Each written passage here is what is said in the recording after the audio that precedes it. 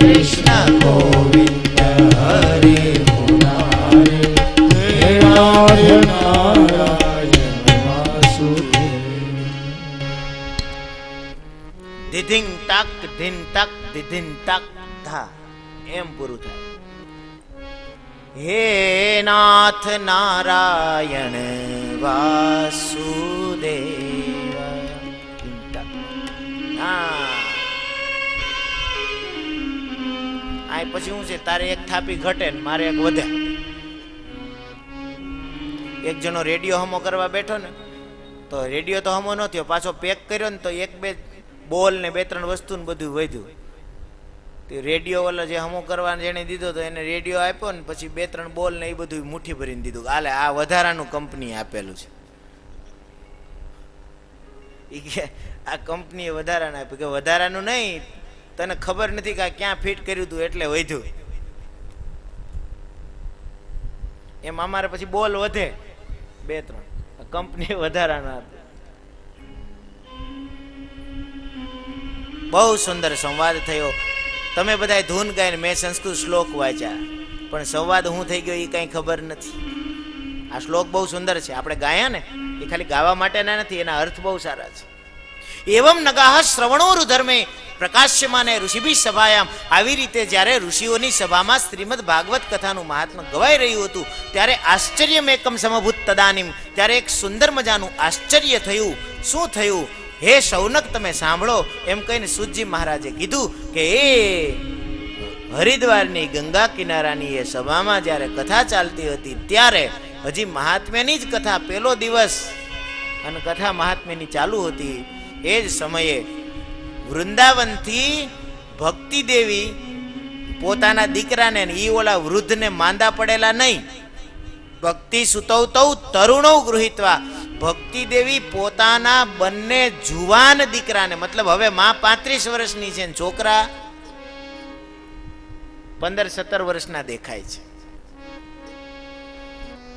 10-12 વર્ષના દેખાય છે. બહુ નાની ઉંમર. વૃદ્ધાવસ્થા ક્યાં ગઈ? કે તમારી કથાએ હરી લીધી. રોગ ક્યાં ગયા? તો કે કથાએ હરી લીધા. દોષ ક્યાં ગયા? કથાએ હરી લીધા. હવે પાછા આ છોકરાઓ જુવાન થઈ ગયા છે અને માં રાજી થઈ ગઈ. એટલે પોતાના બંને છોકરાઓને લઈને માં નાચતી નાચતી આવી રીતે આ વચ્ચેની પેનલ હશે ને આવી બનાવી હશે, ત્યાં પણ કથામાં ત્યાં નાચતા નાચતા ભક્તિ દેવી પોતાના જ્ઞાન વૈરાગ્ય રૂપી દીકરાઓને લઈને આવ્યા છે. વિચાર કરો તમે, 400 કિલોમીટર દૂરથી અહીં પ્રગટ થઈ ગયા. એટલે તામ ચાગતામ ભાગવતાર્થ ભૂષામ સુચારુ વેશામ, બહુ સુંદર મજાના તૈયાર થયેલા એવા મહારાણી ભક્તિ દેવી આપણી માં ત્યાં પોતાના જ્ઞાન વૈરાગ્યને લઈને પ્રગટ થયા, દીકરાઓને લઈને પ્રગટ થયા છે. ત્યારે સનત કુમારો ને નારદજી મહારાજ પ્રશ્ન કરે છે કે હે પ્રભુ, હે વક્તાઓ, આ ભક્તિ દેવી અહીંયા ક્યાંથી પ્રગટ થઈ ગયા? અમને જવાબ દો. અને ત્યારે એના જવાબમાં ઉચુઃ કુમારા વચનમ તદાનીમ કથાર્થ તો નિષ્પતિતા દુનેયમ. ત્યારે સનત કુમારોએ જવાબ આપ્યો કે આ કથાના અર્થમાંથી આ ભક્તિ દેવી અત્યારે પ્રગટ થયા છે. હા, એટલે કઈ 400 કિલોમીટરની જાત્રા નથી કરી. જે ભક્તિને જ્ઞાનને વૈરાગ્યને તમે વૃંદાવનમાં મૂકીને આવ્યા છો ને, એનું રહેવાનું મેન રેસિડેન્શિયલ એડ્રેસ એટલે શ્રીમદ ભાગવત. એનું અહીંયા ઘર છે. તમે કોકને અમદાવાદમાં મળ્યા હો અને તમે નામઠામ એનું ગામ ભૂલી ગયા હો, અચાનક અહીં વેરાવળના રહેવાસી હોય ને અહીંયા આવો અને અચાનક તમે રસ્તા ઉપર એને મળી જાઓ, લે હાલે તમે અહીંયા, તો એ આપણને શું કે અમે અહીંયા નહીં. હું તમને પૂછું તમે અહીંયા ક્યાંથી? તો કેમ? તો અમે તો અહીંયા જ રહીએ છીએ. હા મેં દેખાય મારું ઘર, અમે તો અહીં છીએ. આપણે તેથી વાત નથી થઈ, અમે તો અહીંયા જ રહીએ છીએ. અમે તમને પૂછીએ તમે અહીંયા? એમ ભક્તિ દેવીને કોકે પૂછ્યું કે તમે અહીંયા? ત્યારે જ્ઞાન વૈરાગ્ય ને ભક્તિએ કીધું કે અમે તો અહીં ભાગવતમાં જ રહીએ છીએ, આમાંથી જ પ્રગટ થયા. અમે તમને પૂછીએ કે તમે અહીંયા? સામ સામે રાજી થયા, પ્રસન્ન થયા છે. ભક્તિ દેવી તો સનત કુમારોના ચરણોમાં પ્રણામ કરે છે હે સનત કુમારો ભવદ્ભી રત્યૈવ કૃતાસ્મિ પુષ્ટા, તમે મને પરિપુષ્ટ કરી છે, તમે મને મોટી કરી છે, તમે મને યુવાન કરી છે, તમે મારા દીકરાઓને જાગૃત કર્યા છે, મારી પીડા હરી છે. આપના ચરણમાં હું પ્રણામ કરું છું. હવે તમે મારું કલ્યાણ કર્યું છે એટલે તમને જ પૂછું છું, હે સનત કુમારો હું ક્યાં રહું? તમે મને જગ્યા આપો. હવે હું એવી જગ્યાએ રહેવા માંગુ છું કે પાછી મારી દુર્ગતિ ન થાય, પાછા મારા દીકરાઓ વૃદ્ધ ન થાય, પાછી મારે મારા છોકરાઓ માટે રોવું ન પડે. એ વૃંદાવનમાં જે રીતે હું મારા છોકરાઓને ખોળામાં લઈને બેસીને રડતી હતી એમ મારે રડવું ન પડે. કહ્યું કે હા. સનત કુમારે કીધું કાંઈ વાંધો નહીં. અને સનત કુમારોએ માને જગ્યા દેખાડી છે. ભક્તેસુ ગોવિંદ સ્વરૂપ કર્ત્રી પ્રેમૈક ધર્ત્રી ભવરોગહંત્રી સાત્વં ચ તિષ્ઠસ્વ સુધૈર્ય સંશ્રયા નિરંતરમ વૈષ્ણવ માનસાની. ભક્તોના હૃદયમાં ગોવિંદમાં ભક્તિ કરનારી, ભક્તેસુ ગોવિંદ સ્વરૂપ કર્ત્રી, પ્રેમને ધારણ કરનારી હે ભક્તિ દેવી સાત્વમ ચ તિષ્ઠસ્વ. હવે ધીરપૂર્વક એક શાંતિથી બહુ મજાની જગ્યા બતાવું છું. ભક્તિ દેવી તમારા છોકરાઓને હારે તમે ન્યા રહેજો. ક્યાં રહેજો? કે કથામાં સાંભળવા માટે બેઠેલા વૈષ્ણવોના હૃદયમાં જઈને બેસી જાઓ. જાઓ, એ જગ્યા તમારા માટે પરફેક્ટ છે. કેમ કે એ વૈષ્ણવ છે, કથા સાંભળવા બેઠા છે ને એ બધાએ કથા રસલંપટ છે. કથાના રસ વિના. રસલંપટ કોને કહેવાય? રસ લંપટ. જો લંપટ શબ્દ આમ જોવો ને તો આપણી ભાષામાં, ગુજરાતી ભાષામાં લંપટ શબ્દ એ બહુ વખાણવા લાયક શબ્દ નથી. પણ જ્યારે એ વૈષ્ણવોની સાથે જોડવામાં આવે ને કે આ વૈષ્ણવો બધા કથા રસ લંપટ છે, ત્યારે એ વખાણ થઈ ગયા કહેવાય. કેવી રીતે? કે રસ, આ રસ લંપટ છે પણ બીજો રસના લંપટ નથી, આ કથા રસના લંપટ છે. લંપટનો અર્થ છે જે રસ વિના તમે રહી ન શકો, એને રસ લંપટ કહેવાય. તમે બધા વૈષ્ણવો કેવા છો? કથાના રસ વિના રહી શકો એમ નથી. ક્યારેક અહીંયા આયોજન થયું છે તો અહીંયા સાંભળવા માટે બેઠા છો, ક્યાંક બીજા આયોજન હશે તો ત્યાં સાંભળવા બેસશો, અને ક્યાંય આયોજન નહીં હોય તો ઘરે ભાગવતજી ખોલીને બેસશો. બાકી તમે છો કેવા? કથા રસલંપટ છો. માટે એવા વૈષ્ણવોના હૃદયમાં હે દેવી તમે જઈને સ્થાન જમાવો, તમે ત્યાં બેસો, નિરંતર વૈષ્ણવોના હૃદયમાં બેસો. એનાથી બે ફાયદા થશે. એક તો તમારે કોઈ દિવસ આવું પાછું સહન કરવું નહીં પડે, અને બીજું તમે વૈષ્ણવના હૃદયમાં સ્થાન જમાવી લેશો. વૈષ્ણવો જિંદગીભર તમારી ઉપાસના કરશે, એટલે વૈષ્ણવો પણ ક્યારેય ભ્રષ્ટ થશે નહીં. વિચાર કરો, જે વૈષ્ણવના હૃદયમાં ભક્તિ, જ્ઞાન અને વૈરાગ્ય સ્થાન જમાવીને બેસી જાય, એ માણસની કોઈ દી દુર્ગતિ થાય? અરે એ માણસ જ્યાં બેઠો હોય ને ત્યાં બીજા બે જણાને તારે. ભગત પોતે તો તરે, બીજાને તારે. નરસિંહ મહેતા જેવો નાગર ભગત જુનાગઢમાં થયા, એક ભગત થયા ને કેટલાને તાર્યા? આખી નાગર નાતનું નામ મોટું કર્યું. હે બાપુ હમણાં એના મોરારી બાપુ એના નામે માનસ નાગર કથા કરીને ગયા જુનાગઢ. ભલે એમાં નાગર જાતિ કરતા નાગર વૃત્તિ ઉપર એમણે વધારે કહ્યું, પણ ખેર જે હોય, નરસિંહ મહેતાને યાદ કરીને આખી કથા કરી છે. હે અખિલ બ્રહ્માંડમાં એક તો શ્રી હરિ, જુજવે રૂપ અનંત ભાસે,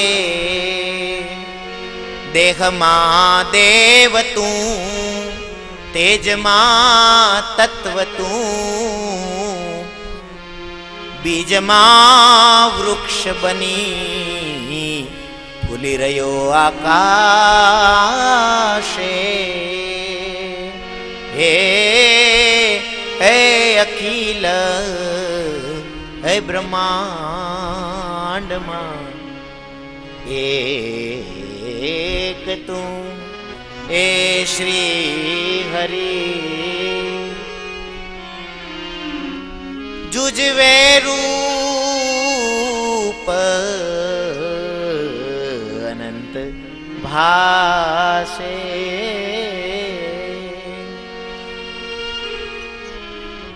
એ હું કરું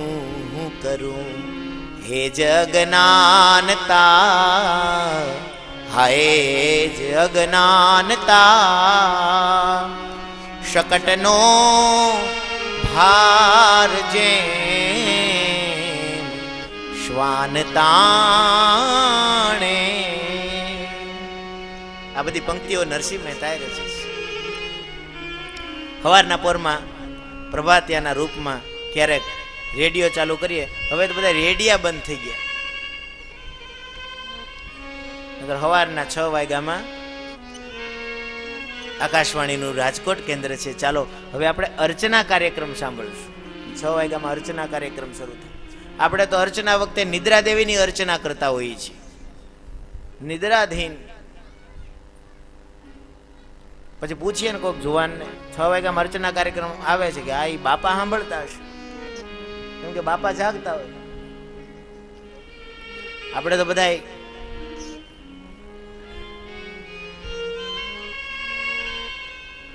એ સવારના કાર્યક્રમમાં નરસિંહ મહેતાના પદો વગડતા હોય. કહેવાનો મતલબ એક વૈષ્ણવ જાગે ને એ આખા કુળને તારે. ભણે નરસૈયો એનું દર્શન કરતા કુળે કો તેર તાર્યા રે વૈષ્ણવ જન તો તેને રે કહીએ. વૈષ્ણવ જન તો તેને રે કહીએ જે પીડ પરાઈ જાણે રે પર દુખે ઉપકાર કરે તો એ હા પર દુખે એ ઉપકાર કરે તો એ મન અભિમાન આણે રે વૈષ્ણવ જન તો તેને રે કહીએ. એના દર્શન કરતા કુળ 71 તારે.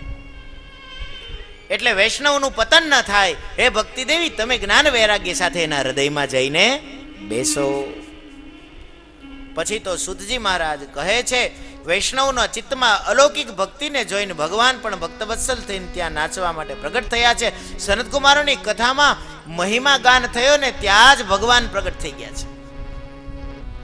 પરમાત્માનું પ્રાગટ્ય થયું છે. આવા અલૌકિક મહિમાને જોઈને આ શ્રીમદ ભાગવતની ખરી મહિમા પૂછવા માટે પ્રશ્ન કર્યો. નારદજી મહારાજે સનતકુમારો ભાગવતની કથાના મહિમાનું વર્ણન કરે છે. સાંભળો નારદજી, તમે હવે મને પ્રશ્ન કર્યો તો હું તમને કહું.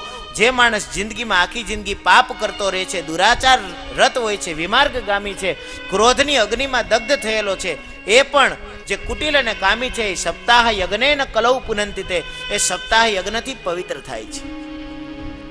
જે માતા પિતાનું અપમાન કરે છે, સત્યથી હીન છે, દંભ કરનારો છે, 5 પ્રકારના ઉગ્ર પાપ કરે છે, બ્રાહ્મણોનું ધન હરવું, ગુરુ સ્ત્રી ગમન કરવું, મદિરા પાન કરવું, બ્રાહ્મણ હત્યા કરવી વગેરે 5 પ્રકારના જે ઉગ્ર પાપ છે, જે પાપમાંથી મુક્તિ મેળવવી બહુ સહેલી નથી. એ પાપ કરનારો પણ એકવાર પસ્તાવો કરે અને ભાગવતની કથા સાંભળવા બેસે તો પવિત્ર થાય છે. જે બ્રાહ્મણના ધનથી પરિપુષ્ટ થાય છે, જે વ્યભિચારી છે, સપ્તાહના યજ્ઞના પાનથી એ પવિત્ર થાય છે.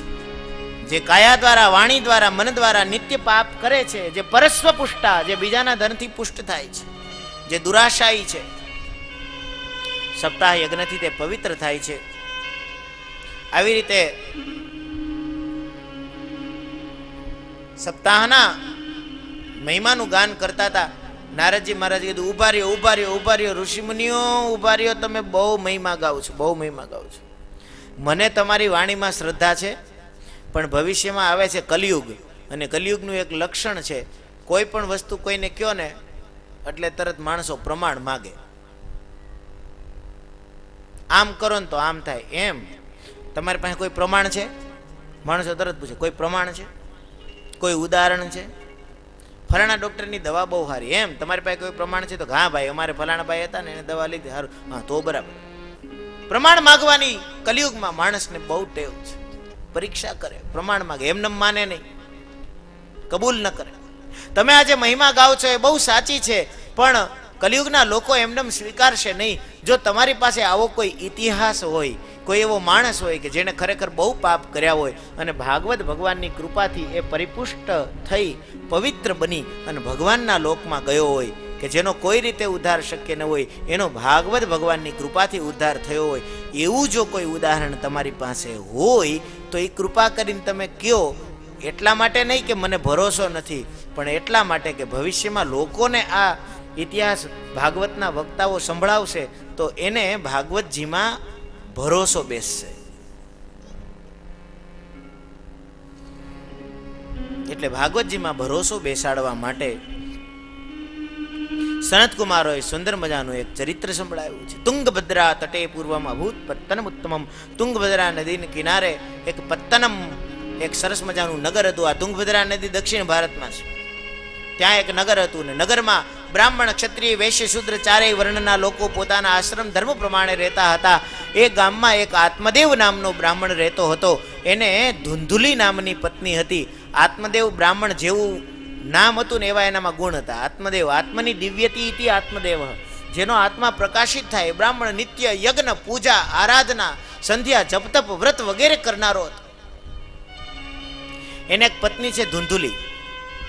બ્રાહ્મણ ધનવાન ના હોય, પણ આ બ્રાહ્મણ તો ધનવાન હતો, બહુ પૈસા હતા. ભગવાનની દયાથી ગામ આખું સેવા કરતું, બહુ દાન દક્ષિણા આપે, પૈસા બહુ, શ્રેષ્ઠી ગણાતો, શેઠિયો, બધું હતું. બધી રીતે ભગવાનની કૃપા હતી. પણ એ બ્રાહ્મણમાં ઘરમાં મુઠ્ઠી માટીની ખામી, શેર માટીની ખામી. એની ઘરે દીકરો કે દીકરી નહીં. એક જગ્યાએ તો કોઈક ધૂણતું હતું, તો એક જણા કીધું કે મારા ઘરમાં શેર માટીની ખામી છે. તો ઓલા ધૂણતા ધૂણતા કીધું તો ખેતરમાંથી હુંડો ભરી આય.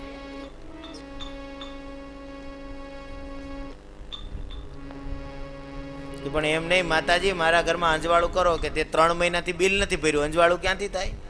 જીબીમાં બિલ ભરી આવ એટલે અંજવાળું થઈ જાય.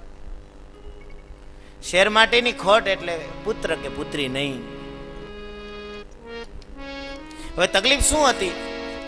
જેના પેટે પુત્ર કે પુત્રી જન્મ લે ને એવી બ્રાહ્મણની પત્ની ધુંધુલી છે, એને પુત્ર કે પુત્રી ઘરે આવે એમાં બહુ રસ નહોતો. એને સંતાન માટેની ઈચ્છા નહોતી. અને આત્મદેવને ઈચ્છા હતી કે મારી ઘેર દીકરો આવે. શું કામ? બ્રાહ્મણ શાસ્ત્રજ્ઞ હતો, જાણે છે એક પુત્રને પ્રગટ કર્યા પછી વ્યક્તિ પિતૃના ઋણમાંથી મુક્ત થાય. ઘરે સંતાન હોય ને, મારી ઘરે સંતાન, એની ઘરે સંતાન, એની ઘરે સંતાન પ્રગટ કરવાથી પિતૃ ઋણમાંથી મુક્ત થાય છે. આપણો વંશ વારસાનો જે નિયમ છે એ જળવાઈ રહે. અને એટલા માટે બ્રાહ્મણની ઈચ્છા હતી. જોજો, ઘણા લોકો છે ને એવું બોલતા હોય, મેં એવું સાંભળ્યું છે કે જેની ઘરે વંશ વારસાગત દીકરો ના આવે ને, જેની ઘરે કોઈ સંતાન ન હોય ને, એનું ખરાદ ન થાય ને, પછી એની મુક્તિ ન થાય ને, એવી બધી વાતો કરતા હોય. એ વસ્તુ માટે થઈને બ્રાહ્મણે કંઈ સંતાનની પ્રાપ્તિની ઈચ્છા નહોતી કરી. એ તો એટલા માટે કે હું પિતૃ ઋણમાંથી મુક્ત થાઉં. અને આટલું ધન વૈભવ છે, કોણ ભોગવવાનું અમારા પછી? કોઈ સંતાન હોય તમે એને આપીએ. બહુ કથા જાણીતી છે, પ્રચલિત છે, તમે સૌ બહુ સાંભળી છે. બ્રાહ્મણ દુઃખી થયો છે, અનેક ઉપચારો કર્યા છે, ઘણા જ્યોતિષીઓને પૂછ્યું છે, ચારે બાજુ તપાસ કરી છે. આમાં તો ભાગવતજીમાં તો લખ્યું છું, ધનાર્ધમ ધર્મ માર્ગેણ તાભ્યામ નીતમ તથાપિતું. છતાં પણ એને ન પુત્ર કે ન પુત્રી તતશ્ચિંતાતુરો ભૃશમ, એટલે બહુ ચિંતાતુર થયો. અને બ્રાહ્મણ એક દિવસ કંટાળીને આત્મહત્યા કરવા માટે થઈને તૈયાર થયો છે. જંગલમાં ગયો છે, કૂવો બુરીને આત્મહત્યા કરવા માટે તૈયાર થયો. કૂવામાં પડવાની તૈયારી કરી તો ત્યાંથી એક સંત નીકળ્યા છે. સંતે કીધું, એ બ્રાહ્મણ દેવ, ઉભા રહ્યો, ઉભા રહ્યો. આ કૂવાને કાંઠે તમે ઊભા છો ને જે રીતે તૈયારી કરો છો ને, મને એવું લાગે છે કે તમે પાણી પીવા નથી આવ્યા, મરવા તૈયાર થયા છો. કે હા મહારાજ, સાચું છે. કેમ? કે મારી ઘરે સંતાન નથી, પુત્ર કે પુત્રી નથી. સંત દાંત કાઢવા લાગ્યા, હસવા લાગ્યા. બ્રાહ્મણ કે મહારાજ, તમારી ઘરે દીકરા દીકરી ન હોય ને તમારે સંસાર માંડવાનો ન હોય એટલે તમને તો દાંત જ આવે ને, તમે અમારી પીડા ન સમજો. સાધુએ કીધું કે નહીં નહીં ભાઈ, તું ખોટું સમજસ. તે તારી પીડાનું વર્ણન કર્યું એટલે હું તારા માટે દાંત નથી કાઢતો, હું એટલા માટે હસતો નથી. કાલે હું એક ગામમાં ગયો તો, ન્યાય એક ભાઈ રોતો હતો તારી જેમ. તો કેમ, એને દીકરા નહોતા? તો કે નહીં, એને હતા એટલે રોતો હતો. એટલે મને હસવું એટલા માટે આવ્યું કે દીકરા હોય તો સારું કે દીકરા ન હોય તો સારું. 3-3, 4-4 દીકરા હોય પણ દરરોજ સવારના ઉઠીને જામીન ગોતવા જવા પડે. એક ભાઈને ઘેરે તો સંત આવે કે તમારા ઘેરે પરિવાર? તો પરિવાર મોટો બાપુ, 10 જણાનો. તો કેમ કોઈ દેખાતું નથી? કે બધા અંદર છે. સાધુ સંત કે મને પછી બોલાવજો, પેલા બધા એને બહાર કાઢો, અંદરથી બહાર લઈ આવો. ઘણી જગ્યાએ ઘણી આવી રીતે દેખાય. એક મકાનની માથે નામ લખ્યું હતું પિતૃ કૃપા. એટલે સંત બહુ રાજી થયા, વાહ સરસ. સંતે પધરામણી કરીને ચા પાણી પીધા ને પછી પૂછ્યું બાપુજી ક્યાં છે? તો કે એ તો વૃદ્ધાશ્રમમાં છે. તો સંતે કીધું કે કાં તો પછી તું આ ઘરનું નામ ભૂહી નાખ, પિતૃ કૃપા છે ને એ ભૂહી નાખ, અને કા બાપાને ઘરે લઈ આવી. 2 માંથી એક કામ કર. નામ પિતૃ કૃપા લખ્યું છે ને તારા બાપા. હમણાં હું એક જગ્યાએ કથા સાંભળતો હતો, ત્યાં એક ભાઈએ સરસ વાત કરી કે એક માં 6 દીકરાને પોતાના એક ખોળામાં મોટા કરે. એક માને 6 દીકરા હોય ને, 6 દીકરાને મોટા કરે, પણ એ 6 દીકરા વૃદ્ધાવસ્થામાં એક માને હાચવી ન શકે. હા, પછી દીકરાને પૂછવા જાવ તેની પાસે બાના ઘણા બધા હોય, આવો સ્વભાવ થઈ ગયો છે ને, આમ કરે છે ને, ઓલું કરે છે ને. એ બધું તને હવે દેખાય છે? જ્યારે તને નાનપણથી મોટા કર્યા ત્યારે આપણને સમજાતું નથી. જો ભાઈ હામું ઋણ છે. આપણે બાળક હોય ને ત્યારે આપણામાં ઉગ્રતા બહુ હોય, સમજણ શક્તિ ઓછી હોય, આપણે નાની નાની વસ્તુમાં ઝઘડો કરતા હોય, આપણે નાની નાની વસ્તુમાં વેન કરતા હોય, આપણે નાની નાની વસ્તુમાં ખીજ ગુસ્સો આવી જતો હોય. નાનપણમાં આપણી આવી હાલત હોય, અને ત્યારે આપણા મા બાપ આપણને મોટા કરે, અને પછી આપણે ડાયા થઈ જાય ને ત્યારે એનો વડીલ થવાનો, વૃદ્ધ થવાનો વારો આવે. વૃદ્ધાવસ્થામાં પછી એની અવસ્થામાં એનો પણ મગજ કાબુમાં ન રહે, અનેક રોગોએ ઘર કર્યું હોય, નાની નાની વાતમાં ગુસ્સો કરે. એ પણ જેમ આપણે બાળકમાં હતા ને જે કરતા હતા ને એ જ વસ્તુ એ પણ વૃદ્ધાવસ્થામાં કરે. Same position. પણ આપણો કાળ એને વિતાવી દીધો, આપણે એનો કાળ વિતાવી શકતા નથી. હું એમ નથી કહેતો કે બધા હારા વંડાય, એવું નથી. પણ એ વિચિત્રતા, સ્વભાવગત વિચિત્રતા ઉંમરને કારણે, પરિસ્થિતિને કારણે આવતી હોય. ભાઈ આપણે નાના હતા ત્યાં જે વેન કરતા ને એનો આપણા મા બાપે વિડીયો ઉતાર્યો હોય ને તો આપણને ખબર પડે, અને પછી દેખાડે ને કે જો આ તું આવું કરતો. બાપની પાસે એક સાયકલ 10 વર્ષથી હાંકતો હોય અને છોકરાને વ્યાજે પૈસા લઈને બાઇક લઈ દે. નાની નાની વસ્તુઓ પૂરી કરે. મારા છોકરાને ભણવા જાય ને કોલેજમાં, બધાય પાસે બાપુજી બધાય માટે બાઇક છે, મારી પાસે નથી. લે બટા હાલે. અને બાપ પોતાની કમાણીમાંથી હપ્તા ભરે. પણ એ બધી વસ્તુઓ આપણે ભૂલાઈ જાય છે. એટલે એક વસ્તુ યાદ રાખજો, આ વસ્તુનો સ્વીકાર કરજો. જેવું આપણે નાનપણમાં આપણા માતા પિતા સાથે વર્તન કર્યું એ આપણને અત્યારે યાદ નથી, એવું જ વર્તન અત્યારની અવસ્થામાં એ લોકો કદાચ કરે તો નાનપણમાં આપણું એને હલાવી લીધું કે નહીં, તો હવે આપણે હલાવવાનું છે. એને એનું પાર કરી ગયા, આપણે ના પાસ થઈ ગયા. લ્યો,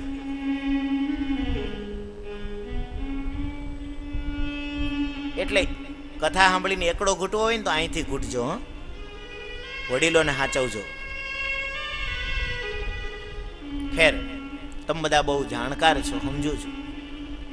વિશેષ શું કેવું?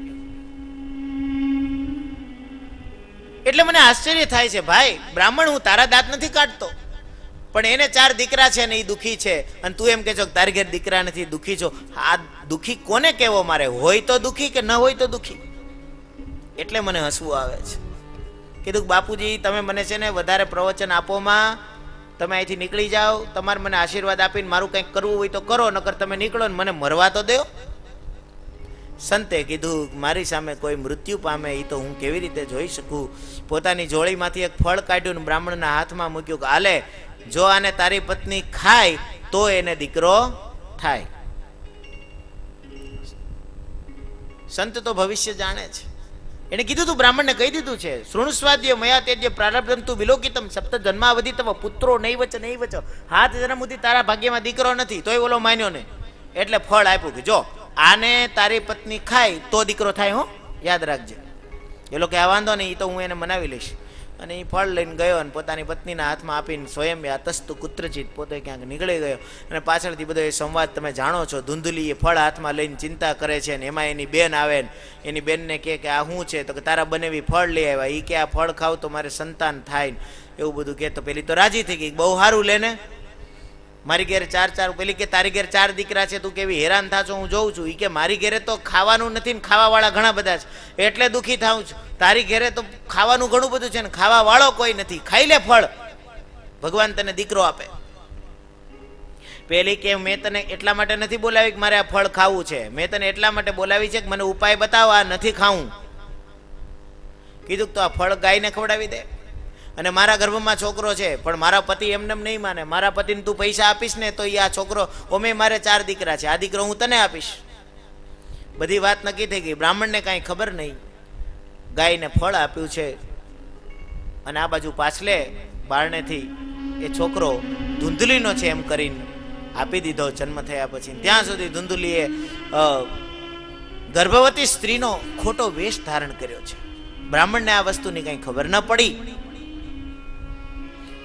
બ્રાહ્મણ તો એને મારો દીકરો માનીને એના યજ્ઞોપવિત સંસ્કાર કરે છે. આ ઘટના ઘટી પછી 3 મહિના પછી ગાયને પણ વાછડો ના આવ્યો, દીકરો આવ્યો. કેમ કે સંતે કીધું તું આ ફળ જે ખાય એને દીકરો થાય. એટલે એક તો સંતનું ફળ અને એમાં પાછું ગાયના પેટે મોટો થયો. ગાયમાં 33 કરોડ દેવતાઓનો નિવાસ હોય અને પાછું આ સંતનું ફળ. એટલે પરમ પવિત્ર અને પરમ જ્ઞાની શ્રી ગોકર્ણ મહારાજ, ગાય જેવા કાન હતા એના, એ પ્રગટ થયા છે. આ ધુંધુલીનો દીકરો હતો, એનું નામ પાડ્યું ધુંધુકારી. પણ બે એકબીજાને સામેની લીટીના હતા. એકબીજાની હદ વટી ગયેલા. ગોકર્ણ સત્યતાની હદ વટી ગયેલા, પરમ પવિત્ર, અને આ ધુંધુકારી આ બાજુ. ગામમાં બહુ તોફાન કરે છે. બ્રાહ્મણને ફરિયાદો આવવા લાગી છે. બધો ઇતિહાસ તમે જાણો જ છો. પછી તો એમ કરતા કરતા સમય વીતવા લાગ્યો છે. છોકરાને કારણે હેરાન થયો આત્મદેવ બ્રાહ્મણ. અને ગોકર્ણ મહારાજ તો સંતોના સંગમાં રહી રહીને મહાન જ્ઞાની થયા છે. એકવાર જાત્રા કરવા નીકળી ગયા. જાત્રા કરીને પાછા આવ્યા તો આત્માદેવ બેઠા બેઠા રડે છે. કેમ રડો છો પિતાજી, તમે કેમ રડો છો? ગોકર્ણ એને પણ પિતાજી કહીને બોલાવે છે. આત્મદેવ કીધું, બેટા આજ મારા દીકરા ધુંધુકારીએ મને પાટું માર્યું છે, પૈસા માટે થઈને પાટું માર્યું છે, એટલે હું રડું છું. આત્મદેવને કહે છે ગોકર્ણ મહારાજ કે ઓલા સંતનું વચન યાદ આવે છે? કે હા યાદ આવે છે. આત્મહત્યા કરવા ગયો ત્યારે મને સમજાવ્યો હતો, પણ હું માન્યો નહીં. કાંઈ વાંધો નહીં પિતાજી, એવું થાય. અને ગોકર્ણ મહારાજે દેહેસ્થિ માંસરુધિરે ભીમતિમ તેજત્વમ કહીને સુંદર મજાનો ઉપદેશ આપ્યો છે. ઉપદેશના પ્રતાપે આત્મદેવને વૈરાગ્ય જાગ્યો છે. ઘરને છોડીને તપસ્યા કરવા માટે નીકળી ગયા છે. 10મ સ્કંદનો પાઠ કરતા કરતા આત્મદેવની મુક્તિ થઈ છે. હવે એકલી માં પોતાના, હવે જો આત્મદેવ નીકળી ગયા, ગોકર્ણ મહારાજ તો ઘરે રહેતા જ નહોતા. એક તીર્થ યાત્રા કરીને આવે, માને પગે લાગીને પાછા નીકળી જાય. ઘરે હતા નહીં, એટલે ઘરમાં મા દીકરો ધુંધુકારી ને માં, જે ધુંધુલી પોતાની બેનના દીકરાને પોતાના ઘરે લઈ આવી હતી, આ એ દીકરો ને માં, એ બંને ત્યાં રહે. અને એમ કરતા કરતા સમય વીત્યો. ધનવાન તો બ્રાહ્મણ બહુ હતો, પણ કુપુત્રો દુઃખદાયક. આ ધુંધુકારીએ બધાય પૈસા વાપરી નાખ્યા. હવે પૈસા માટે થઈને માને હેરાન કરવા લાગ્યો છે. માં અતિ પીડિત થઈ ગઈ. કોઈને ખબર નહોતી ત્યારે રાતના કૂવો પૂર્યો છે. ધુંધુલી મરી ગઈ. આને તો કાંઈ પડી જ નથી, પૈસાની જ જરૂર છે. ધુંધુકારી તો ચોરી કરવા લાગ્યો, લૂંટ કરવા લાગ્યો છે. પૈસા લઈને આવે છે, ઘણું પૈસા કમાય, અનિતિથી કમાઈને ગણિકાઓનો સંગ કર્યો. પરાઈ સ્ત્રીઓને પોતાના ઘરમાં લાવીને રાખે છે. ગામવાળાઓ તો હવે એના ઘરે જાતા જ નથી, કોઈને એને લેવા દેવા જ નહીં. કે આત્મદેવ ગયા ને વાત થઈ ગઈ પૂરી, હવે આની હારે કાંઈ લેવા દેવા નહીં આપણે. સમય વીતવા લાગ્યો છે. એકવાર રાજ પરિવારમાં ચોરી કરીને લાવ્યો છે. એટલે આ વેશ્યાઓ, આ બધી સ્ત્રીઓ, ગણિકાઓ, એને થયું કે આ તો પોતે મરશે ને અમને મરાવશે. એટલે બધું ઈ ધન એને પોટલામાં ભરી લીધું અને રાતના પેલા ધુંધુકારીને મારી નાખ્યો. બહુ પ્રયત્ન કર્યો, ઘડીકમાં તો મરતો નહોતો, મોઢામાં ધગધગતા અંગારા નાખ્યા છે, તડફડીને મર્યો છે. હવે એનો અંતિમ સંસ્કાર કરવા જાય તો ગામમાં બધોય પ્રચાર પ્રસાર થઈ જાય. એટલે ઘરની અંદર જ ખાડો ખોદીને એ સ્ત્રીઓએ એને દાટી દીધો, માથે ધૂળ નાખી દીધી અને રાતોરાત બધી નીકળી ગઈ. લોકો કઈ તપાસ જ નથી કરી, ખબર નહીં બહાર ગયો હોય, ઘરમાં મરી ગયો હોય, કોઈને કઈ પડી જ નથી. ધુંધુકારી પ્રેત થયો છે, આખા ઘરમાં પ્રેતના રૂપમાં ફરે છે, એનો આત્મા ભટકે છે. ગોકર્ણ મહારાજ એકવાર સત્સંગ કરવા માટે થઈને આવ્યા છે, ગામમાં સત્સંગ કરે છે. સત્સંગ પૂરો થયો, સાંજના સમયે લોકો કહે છે મહારાજ અમારે ઘેરે આવો, અમારે ઘેરે આવો. ગોકર્ણ મહારાજે કીધું મારે કોઈને ઘેરે નથી જવું, મારે તો મારું ઘર મકાન ભલે જૂનું તો જૂનું, ત્યાં જવું. ત્યાં જઈને રાત્રે સૂતા છે, પ્રેતના રૂપમાં ધુંધુકારી આવે છે. ગોકર્ણ મહારાજને ખબર પડી ને, ગામવાળા કીધું કે અંદાજ એવો છે કે તારો ભાઈ મરી ગયો છે. ત્યારના જે તીર્થમાં જાય બધે પોતાના ભાઈના નામનું પિંડદાન કરે છે, પણ છતાંય આત્મદેવની મુક્તિ, ધુંધુકારીની મુક્તિ નથી થઈ. પ્રેતના રૂપમાં ફરે છે. એવો પ્રેત થયો, પાપને કારણે બોલી શકતો નથી. ગોકર્ણ મહારાજે હાથમાં જળ લઈને પ્રેત ઉપર છાંટ્યું છે. વાણી આવી છે, રડીને કેવા લાગ્યો છે, અહમ ભ્રાતા ત્વદીયોસ્મી ધુંધુકારીતિ નામતઃ. હું તારો ભાઈ છું, મારું નામ ધુંધુકારી. કે હું માનું નહીં, મેં તારા માટે તો ગયા શ્રાદ્ધ કર્યું છે, કે 100 ગયા શ્રાદ્ધ કરે ને તો પણ મારી મુક્તિ થાય એમ નથી. કહ્યું ભાઈ ચિંતા ન કર, તારા માટે હું વિચાર કરું છું. બીજે દિવસે સવારે સૂર્યનારાયણ ભગવાનને અર્ઘ્ય આપ્યો છે. સૂર્યનારાયણને પૂછ્યું છે કે જેને ગયા શ્રાદ્ધથી પણ મુક્તિ ન થાય એની મુક્તિ કઈ રીતે થાય. સૂર્યનારાયણ ભગવાને બુદ્ધિમાં પ્રેરણા આપી છે અને ગોકર્ણ મહારાજને માર્ગ મળ્યો છે. શ્રીમદ ભાગવતાન મુક્તિ સપ્તાહમ વાચનમ કુરુ. એની શ્રીમદ ભાગવતથી જ મુક્તિ થશે, સપ્તાહ પારાયણ કરો. સુંદર મજાનું સપ્તાહ પારાયણનું આયોજન કર્યું છે. ધુંધુકારીએ ભૂખ્યા તરસા પ્રેતના રૂપમાં, ત્યાં વાયુના રૂપમાં નિવાસ કરી આખી કથા સાંભળી છે. તેનાથી ધુંધુકારીની મુક્તિ થઈ છે. હરિના દાસો સેવકો ધુંધુકારીને લેવા માટે આવ્યા છે. ત્યારે ગોકર્ણે કીધું કે આની મુક્તિ થઈ, બીજા શ્રોતાઓની મુક્તિનું શું? કે એ લોકો પણ ધુંધુકારીની જેમ એક નિષ્ઠાથી સાંભળશે તો એને પણ મુક્તિ મળશે. અને પછી બીજી વખત પાછી ગોકર્ણ મહારાજે કથા કરી. એના પ્રતાપે ગામમાં જેટલા લોકો હતા, અહીંયા તો લખ્યું છે આશ્વચાંડાલ જાતય, કૂતરાઓની મુક્તિ થઈ ગઈ, પ્રાણીઓની પણ મુક્તિ થઈ ગઈ. દરેક પ્રાણીઓની પણ મુક્તિનું વરદાન હરિદાસોએ આપ્યું છે. અને આ રીતે શ્રીમદ ભાગવતનો પ્રતાપ જોયો. આ રીતે ગોકર્ણની ધુંધુકારીની કથા કહી. સનત કુમારે કીધું કે નારદજી, આ ધુંધુકારીએ જેટલા પાપ કર્યા ને એટલા પાપનો તો આપણે વિચાર પણ ન કરી શકીએ. છતાં પણ એની મુક્તિ થઈ જતી હોય તો તમારી ને મારી મુક્તિ, તમારું ને મારું કલ્યાણ, તમારા ને મારા દુઃખ, ભય, રોગ, તાપ, ઉન્માદ કેમ ન મટે? જરૂરથી મટે. નિષ્ઠાથી શ્રવણ કરવું જોઈએ. આ રીતે ઉપદેશ આપે છે અને શ્રીમદ ભાગવતની સંપૂર્ણ કથા સંભળાવે છે. શ્રીમદ ભાગવતની કથાનું આયોજન કેવી રીતે કરવું જોઈએ, કેવી રીતે કંકોત્રી લખાય, કેવી રીતે વ્યાસનારાયણની પૂજા થાય, કઈ રીતે શ્રવણ થાય, શ્રવણના નિયમો કયા કયા છે, કેવો આહાર લેવો જોઈએ વગેરે વિસ્તારપૂર્વક વિધિ કથન કર્યું છે. તમે જે રીતે આ બધું આયોજન કર્યું છે ને, આ બધી આયોજન માટેની અનુક્રમણિકા આપેલી છે. ત્યારબાદ શ્રીમદ ભાગવતની કથાનું કથન કર્યું છે અને કથાના અંતમાં સુંદર મજાનું કીર્તન કર્યું. ને કીર્તનની અંદર પ્રહલાદસ્તાલધારી તરળ ગતિતયા ચોદ્દવઃ કાંસ્યધારી વીણાધારી સુરર્ષિ સ્વરકુશલતયા રાગ કરતા અર્જુનો ઇન્દ્રો વાદિન મૃદંગમ જય જય સુકરા કીર્તને તે કુમારા યત્રાગ્રે ભાવવક્તા સરસ રચનયા વ્યાસપુત્રો બભૂવ. પ્રહલાદ તાલ વગાડવા લાગ્યા છે. સુંદર મજાનું સંકીર્તન થયું છે. કોઈ કાંસ્ય વગાડવા લાગ્યા, સુરર્ષિ દેવર્ષિ નારદ વીણા વગાડવા લાગ્યા, અર્જુન સુંદર રાગમાં ગાવા લાગ્યા છે. દિગતાંગ દિગતાંગ દિગતિ દિગતિતાંગ કરીને ઇન્દ્ર મહારાજ મૃદંગ વગાડવા લાગ્યા છે. અને સનત કુમારો જય જયકાર કરતા કરતા નાચતા નાચતા ગાવા લાગ્યા છે. આવી રીતે સુંદર મજાનું ગાયન થઈ રહ્યું છે. ત્યાં સુખદેવજી મહારાજ પધાર્યા છે. સુખદેવજી મહારાજે પણ કીધું કે આ રસને જેટલો પી શકો એટલો પીજો, કેમ કે સ્વર્ગમાં, સત્યલોકમાં, વૈકુંઠમાં આ લોકની પ્રાપ્તિ થઈ શકે એમ નથી, આ રસની પ્રાપ્તિ થઈ શકે એમ નથી. આ શાસ્ત્ર ભાગવત પુરાણ માત્ર પૃથ્વી ઉપર જ મળે એમ છે. આવી રીતે મહિમાનું ગાન કર્યું છે. હવે ભગવાને વૈકુંઠમાં કીધું કે ફલાણા ભક્ત ક્યાં ગયા, તો કથામાં. ઓલા ભક્ત ક્યાં ગયા, કથામાં. સનત કુમારો તો કે કથામાં. પ્રહલાદ તો કે કથામાં. અર્જુનજી તો કથામાં. કે બધાય કથામાં ગયા. તો ભગવાન કે હું અહીંયા શું કરું છું? એટલે ભગવાને ક્યાં ગયા? કથામાં. નનર્ત મધ્યે ત્રિકમેવ તત્ર. સાક્ષાત ત્રિકમ ભગવાન શ્રી કૃષ્ણ ત્યાં નાચવા લાગ્યા છે. સુંદર મજાનું સંકીર્તન કર્યું. સંકીર્તનના અંતમાં ભગવાને ભક્તોને વરદાન માગવાનું કીધું છે. ત્યારે નારદ વગેરે ભક્તોએ કીધું કે અમે તો બધા યોગી છીએ, સંન્યાસી છીએ, અમારે કાંઈ જોતું નથી, પણ અમે વરદાનમાં માગીએ છીએ કે હે પ્રભુ, જ્યાં જ્યાં ભાગવત કથાનું આયોજન થાય ત્યાં ત્યાં તમારે હાજરી આપવાની. એટલે ભગવાન સૂક્ષ્મ સ્વરૂપે જ્યાં ભાગવત કથા હોય ને ત્યાં આવે છે. આપણે ભલે ને એને ન જોઈ શકીએ, એ તો આપણને જોવે છે ને. આપણે એને ન જોઈએ તો કાંઈ નહીં, એ આપણને જોવે એ આપણા માટે ઘણું છે. એકવાર એક સુરદાસ, જેને આંખથી દેખાતું નહોતું ને, એ મંદિરમાં દર્શન કરવા જાય છે.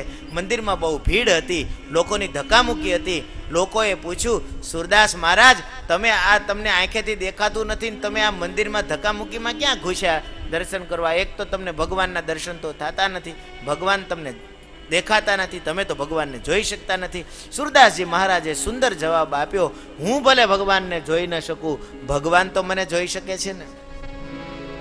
એક વખત ભગવાન મને જોઈ લે એટલા માટે હું મંદિરના ધક્કા ખાવા આવું છું. તો આવો ભાવ છે. આપણે ભગવાનને ન જોઈ શકીએ, આપણી યોગ્યતા નથી, પણ ભગવાન આપણને તો જોવે, પધરામણી કરે છે. આ ભગવાનનું વરદાન છે, એટલા માટે આપણે બધા ભાગ્યશાળી છીએ. એ પરમાત્માના ચરણમાં આપણે વંદન કરીએ. સૂતજી મહારાજ કહે છે, અસાર સંસારમાં વિષય સંગમાં આકુળ થયેલા એ જીવો ભગવાનની કથા શું કામ નથી સાંભળતા? પરીક્ષિત આના માટે સાક્ષી છે. જે શ્રવણગત મુક્તિની પ્રાપ્તિ એનાથી એને થાય છે, જે કથાનું શ્રવણ કરે છે, જે નિયમપૂર્વક સાંભળે છે, એને શ્રીમદ ભાગવતમાં જેવું કીધું છે એવું જ ફળ એને મળે છે. આવી રીતે ફળકથન કરીને પદ્મપુરાણના ઉત્તરખંડમાં શ્રીમદ ભાગવતના મહાત્મ્યનો 6ઠ્ઠો અધ્યાય અહીંયા પૂર્ણ કરી ભાગવત મહાત્મ્યને વિરામ આપ્યું છે. આપણે પણ ઓલી વ્રત કથા કરીએ ને, પછી હાથમાં ચોખાના દાણા રાખ્યા હોય ને, કે હે ભગવાન, જેવા રાજા રાણીને ફળ્યા એવા અમને ફળજો. બેનો વ્રત કરે ને, ચોખા છાટે ભગવાનને, હે મારા ભગવાન, જેવા એને ફળ્યા એવા ફળજો. એમ આપણે આ મહાત્મ્યની કથા સાંભળીને કહીએ કે હે ભગવાન, જેવા ધુંધુકારીને ને ગોકર્ણને ને આત્મદેવને ફળ્યા છો, હે ભાગવત ભગવાન, એવા અમને ફળજો. પ્રભુ, એ લોકો પાપી છે તો અમે કાંઈ બહુ મોટા પુણ્યશાળી નથી, અમે પાપી જ છીએ. અને એવા પાપીનો પણ તમે જો ઉદ્ધાર કરતા હો તો એ લિસ્ટમાં અમારું નામ છે. તમે અમારો પણ ઉદ્ધાર કરજો. આ ભાગવતનું શ્રવણ કરવા અમે બેઠા છીએ. જેવી ભાવનાથી, જેવી રીતે સાંભળીએ, જેટલું કથન થાય, જેવી રીતે કહી શકાય, જેવી રીતે ગાઈ શકાય, જેવી રીતે સાંભળી શકાય, આનો સ્વીકાર કરી અને તમે અમને પવિત્ર બનાવજો મહારાજ, અમારું કલ્યાણ કરજો. આવી રીતે ભગવાન ભાગવતજીના ચરણોમાં પ્રાર્થના કરી આવો સંકીર્તન સાથે આ કથાને વિરામ આપીએ. 5 મિનિટ મોડું થઈ ગયું છે, પણ કોઈ વાંધો નહીં. 2 મિનિટના સંકીર્તન કરીને પછી ભાગવત ભગવાનની આરતી કરીશું. સૌ વૈષ્ણવોને પ્રસાદ માટે થઈને ફરી એકવાર છગ પરિવાર વતી ખૂબ ખૂબ પ્રેમભર્યું નિમંત્રણ છે. સૌ પ્રેમથી પ્રસાદ આરોગજો. ભાગવત ભગવાનનો આ પ્રસાદ આપણે આરોગવાનો છે. આ જાહેરાત સાથે કંઈ કહેવાનું છે? જી બિલકુલ બિલકુલ. હા, આપણે 1 મિનિટ સંકીર્તન કરી લઈએ અને આ સંકીર્તન કર્યા પછી આગળની જે જાહેરાત થઈ એ પ્રમાણે અહીંયા વ્યાસપીઠને વંદન કરવા માટે લોકો આવશે. આપ શ્રોતાજનોને નિવેદન છે, ભાગવત ભગવાનની આરતી થઈ જાય એ પછી આપ પ્રયાણ કરજો, સૌ પ્રસાદ લેજો અને પ્રેમથી ભાગવત ભગવાનની કથાનું શ્રવણ કરજો. બોલો ભાગવત ભગવાન કી જય.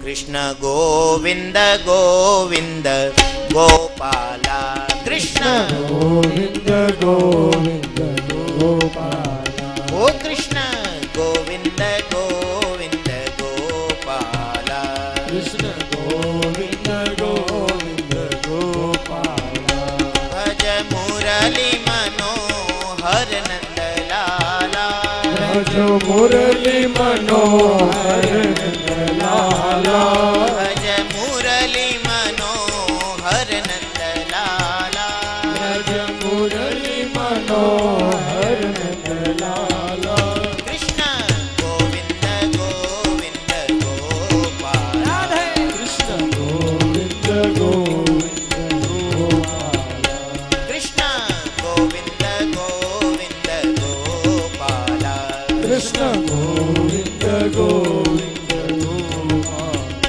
ભજ મુરલી મનોહર નંદલાલા ભજ મુરલી હરિ બોલ. મનોહર નંદલાલા ભજ મુરલી મનોહર નંદલાલા ભજ મુરલી મનોહર નંદલાલા કૃષ્ણ ગોવિંદ ગોવિંદ ગોપાલા કૃષ્ણ ગોવિંદ ગોવિંદ ગોપાલા કૃષ્ણ ગોવિંદ ગોવિંદ ગોપાલા કૃષ્ણ ગોવિંદ ગોવિંદ ગોપાલા ભજ મુરલી મનોહર નંદલાલા હરિ ભજ બોલ. મુરલી મનોહર નંદલાલા ભજ મુરલી મનોહર નંદલાલા ભજ મુરલી મનોહર નંદલાલા કૃષ્ણ ગોવિંદ ગોવિંદ ગોપાલા કૃષ્ણ ગોવિંદ હરિ બોલ. કૃષ્ણ ગોવિંદ ગોવિંદ ગોપાલા કૃષ્ણ હરિ બોલ.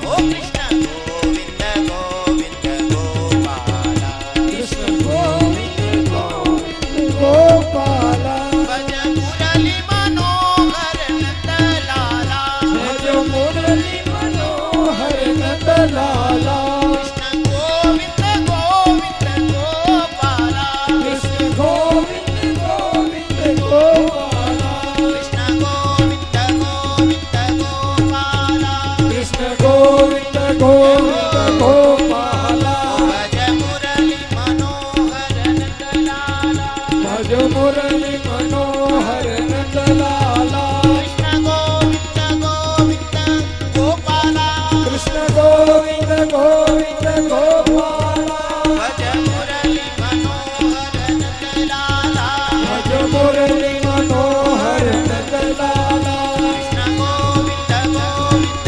ગોપાલા કૃષ્ણ ગોવિંદ ગોવિંદ ગોપાલા કૃષ્ણ ગોવિંદ ગોવિંદ ગોપાલા કૃષ્ણ ગોવિંદ ગોવિંદ ગોપાલા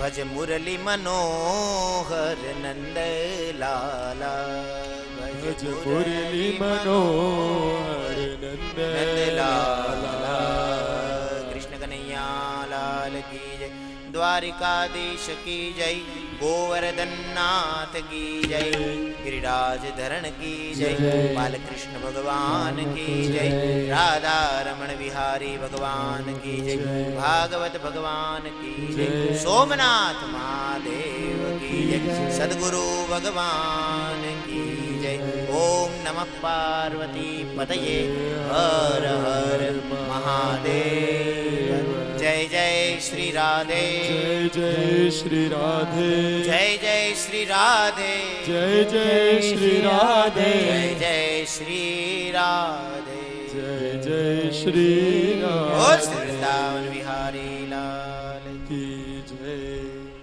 જી. પરમાત્મા ભગવાન શ્રી કૃષ્ણનું વાગ્મય સ્વરૂપ ભાગવતજીમાં જેનું વર્ણન કર્યું છે એ આજે છગ પરિવારના આંગણે અનેક જન્મોના પુણ્ય પછી આવું પુણ્ય પ્રાપ્ત થતું હોય છે અને એ પુણ્ય આજે છગ પરિવારને આંગણે આપણે શ્રીમદ ભાગવતજીના ઉપસ્થિતિમાં એનો લાભ લઈ રહ્યા છીએ. આમ તો मात मिले पुनि तात मिले श्रुत भात मिले युवती सुखदाई राज मिले गजबाज मिले सब साज मिले मन वांछित पाई लोक मिले विधि लोक मिले श्रुति लोक मिले बैकुंठ को जाई सुंदर सब ही सहज मिले पर संत समागम दुर्लभ भाई। आवो लाभ देवताओं पण मळवो। हमणां ज शास्त्रीजीए कथामां कह्युं के आ कथा सुरलोक में के भूलोक में के क्यांय प्राप्त थई, मात्र पृथ्वीलोक में ज प्राप्त छे। अने एमांय सुत दारा और लक्ष्मी वो तो पापी के घर भी होय संत समागम हरिकथा तुलसी दुर्लभ दोय। एवो दुर्लभ लाभ आज आपने मेळ्यो छे। अने ए छग परिवारना आमंत्रणने मान आपी अने अहींया जे मेहमानो पधार्या छे एमने अहींया हूँ आमंत्रित करूँ छूं, एमना नाम बोलूँ छूं। एवो अहींया मंच पर पधारी अने पूजनीय शास्त्रीजी ने प्रणाम करी अने एमनी पासेथी आशीर्वाद मेळवशे एवी विनंती। अहींयाथी हूँ जेमना नाम बोलूँ छूं ते बधा मेहमानो अहींया पोतानो किंमती समय काढीने आजनी आ कथामां हाजरी आपी छे ए माटे छग परिवार वती ए सर्वेनुं अहींयाथी स्वागत करूँ छूं अने अहींया पधारी अने पूजनीय शास्त्रीजी पासेथी आशीर्वाद ग्रहण करे तेवी विनंती।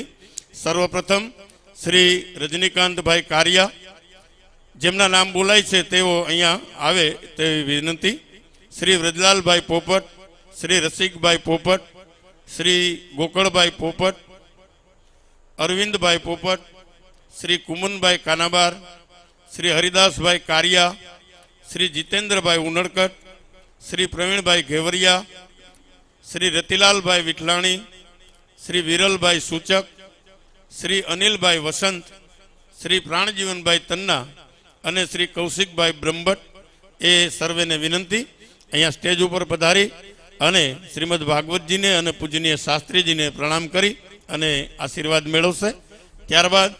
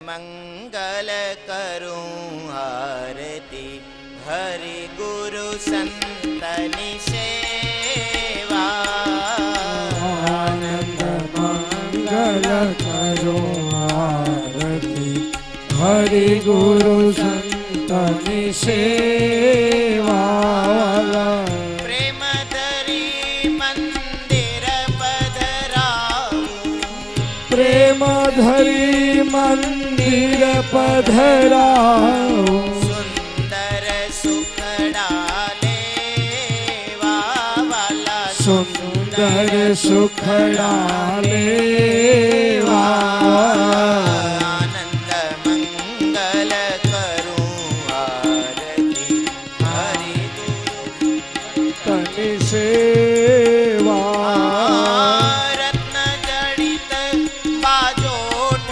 विराजो रत्न जड़ित बाजोठ विराजो मंगल मूर्ति देवा वाला मंगल मूर्ति देवा आनंद मंगल करो आरती जय हो हरि गुरु संतनि सेवा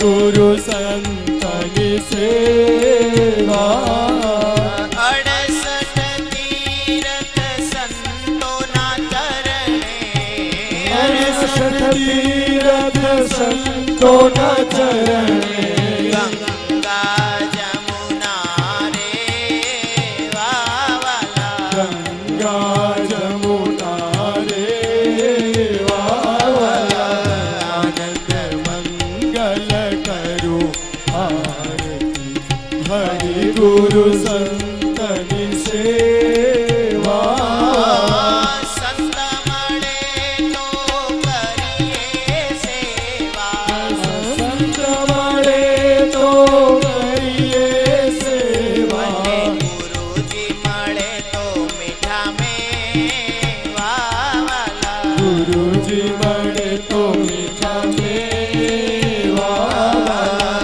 આનંદ મંગલ કરું આરતી હરિ ગુરુ સંતની સેવા કહે પ્રીતમ એવા સાચા સદગુરુ કહે પ્રીતમ એવા સાચા સદગુરુ હરિના જન હરિજે વાલા હરિના જન હરિ જેવા આનંદ મંગલ કરું આરતી હરિ ગુરુ સંતની સેવા આનંદ મંગલ કરું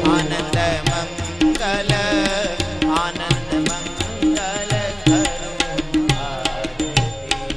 કર્પૂર ગૌરમ કરુણાવતારમ સંસાર સારમ ભુજગેન્દ્રહારમ સદા વસંતમ હૃદયારવિંદે ભવમ ભવાની સહિતમ નમામિ મંગલમ ભગવાન વિષ્ણુ મંગલમ ગરુડધ્વજ મંગલમ પુંડરીકાક્ષુ મંગલાય તનોહરિ સર્વમંગલ માંગલ્યે શિવે સર્વાર્થ સાધિકે શરણ્યે ત્રંબકે ગૌરી નારાયણી નમોસ્તુતે પુરાણ પુરુષોત્તમાય ભગવતો વાङ्मयाय कर्पूरारार्तिक्यं समर्पयामि जलेन शीतलीकरणं यानि कानि च पापानि